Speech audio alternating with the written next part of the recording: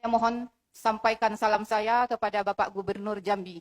Malam ini seharusnya saya ke Jambi ini ingin sekali bisa beraudiensi langsung dengan beliau. Jadi saya dari Jangkat bukan untuk jalan-jalan.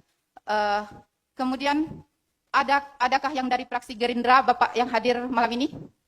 Ya, Pak Edminuddin. Pak Edminuddin, anggota Komisi 4. Saya ini orang Kerinci, Pak. Orang penawar. Mak saya orang penawar.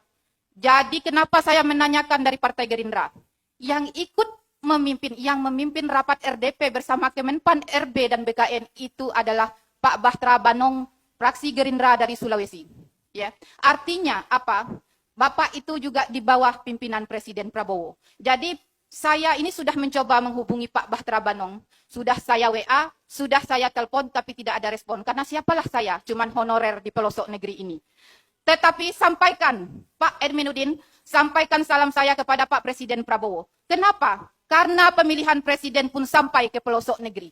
Jadi tidak ada salahnya kita juga memohon kepada Bapak Presiden kita untuk mendengarkan aspirasi kita malam ini.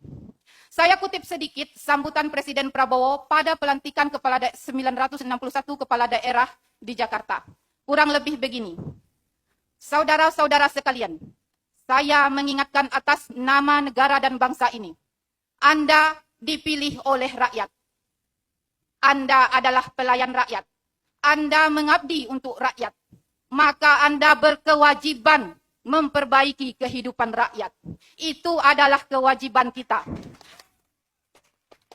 Itu adalah kutipan sambutan Presiden Prabowo pada pelantikan 961 kepala daerah di Indonesia. Kalau bapak-bapak tidak percaya, boleh cek. Jadi memperbaiki kehidupan rakyat, honorer di Provinsi Jambi ini adalah bagian dari rakyat Indonesia. Rakyat Jambi yang harus diperbaiki kehidupan. Bukan basa-basi, Pak. Bukan hanya sekedar omong-omong. Kami datang dari pelosok untuk apa ke sini? Untuk mendapatkan kesejahteraan. Sampai hari ini, mungkin program makan gratis belum banyak sampai daerah, termasuk ke daerah kami. Semiskin-miskinnya kami rasa masih sanggup memberi makan gratis makan anak kami, walaupun standar gizi belum penuh. Tetapi jauh kami memikirkan bagaimana dengan nasib pendidikan anak kami. Kalau kami sarjana, hendaknya anak kami bisa magister. Kalau ada kami yang magister, hendaknya anak kami bisa doktor. Kalau kami tidak disejahterakan, Pak, bagaimana kami bisa membiayai pendidikan anak kami? Saya mengajar di pelosok itu, dulu jauh sebelum ini, honorer sebagai tulang punggung. Bayangkan, Kepala SMA Negeri 15 Merangin, dari tahun 2008 sampai hari ini, 1 tahun ajaran rolling.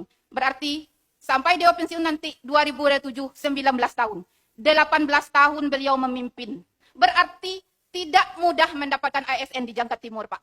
Kalau ada kepala sekolah yang mau mengabdi 2 tahun lagi, insya Allah kepala sekolah kami pensiun, silakan dari kota mau mengabdi. Mau mencoba di daerah pelosok seperti saya. Saya tidak dilahirkan di pelosok, di kota Jambi ini saya dilahirkan di Teho.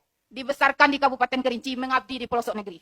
Hati nurani saya terpanggil. Bagaimana pendidikan ini? Kalau masalah ekonomi, orang Jangkat Timur tuh kopi mahal sekarang, Pak. Apa saya nak mupul kopi juga? 50-70 sekarang. Siapa yang akan memperhatikan bagian pendidikan? Nah, maksud teman-teman, Pak, saya perhatikan, yang bikin kita bingung ini regulasi yang dibuat Pak Bahtera Banong bersama Ibu Kemenpan RB dan BKN itu. Ya, paling lambat NIP diusulkan November tahun 2025 untuk P3K. Nah, Pak, untuk mengurangi beban bapak-bapak dan kita semua, ya, kenapa saya bilang mengurangi? Kalau kami ini diurus setelah Maret 2026, inilah serempak dengan tahap 2. Nantilah ada pula tahap 3. Lah bertambah pusing bapak-bapak. Yang tahap 1 nian pusing, apalagi lah bercampur bertahap-tahap. Nah, maksud teman-teman semua, Pak, kalau pengusulan NIP P3K itu selambat-lambatnya November 2025, nah, diajukan formasi untuk kami dulu, Pak. Diajukan formasi untuk R2, R3 yang tahap 1 ini. Nah, kalau bisa berarti setelah Maret 2026 ini sudah ada kejelasan. Tapi kalau diurus setelah Maret, semuanya itu bergabung, Pak. Bapak akan tambah pusing dan tambah pening. Jadi bertambah banyak honorer itu yang minta diangkat penuh waktu. Apa serempak kami tahap 1, tahap 2 nih? Yang benar, Bapak, lah 15 tahun saya mengajar. Lah 15 tahun di Jangkat Timur itu kalau saya ada keluar. Tidak ada, saya rasa tidak ada yang dari Jangkat ke sini, Pak. Tidak ada. Nah, jadi kami mohon sekali Pak, inilah hampir jam setengah 12. Kurang lebih 15 jam perjalanan saya dari Jangka Timur, berhenti sebentar di Kota Bangko. Dalam keadaan berpuasa, Alhamdulillah, jam 10 malam sampai Jambi. Jam 10 malam kemarin. Nah, sudah 2 malam saya di Jambi, bukan untuk shopping ke Jambi. Asli, tidak ada bawa duit untuk itu Pak. Gaji dan belum keluar. 2, ya Pak. Kemudian Pak, biasanya SPK guru itu per tahun. Nah sekarang SPK guru ini per 3 bulan. Januari sampai Maret kami digaji. Selebih bulan Maret, kalau belum jelas ketentuan kami mendapatkan P3K, artinya kami tidak digaji.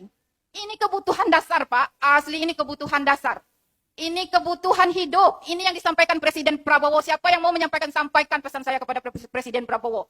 Beliau yang menyampaikan harus memperbaiki kehidupan rakyat Indonesia. Maka perbaiki kehidupan honorer nih. Apalagi bapak-bapak sebagai tulang punggung keluarga. Tapi yang saya paling sedihkan Pak, regulasi ini mengapa menghambat yang telah lolos. Biarkan yang lolos itu mendapatkan haknya. Nah Bapak tidak pusing tinggal ngurus kami.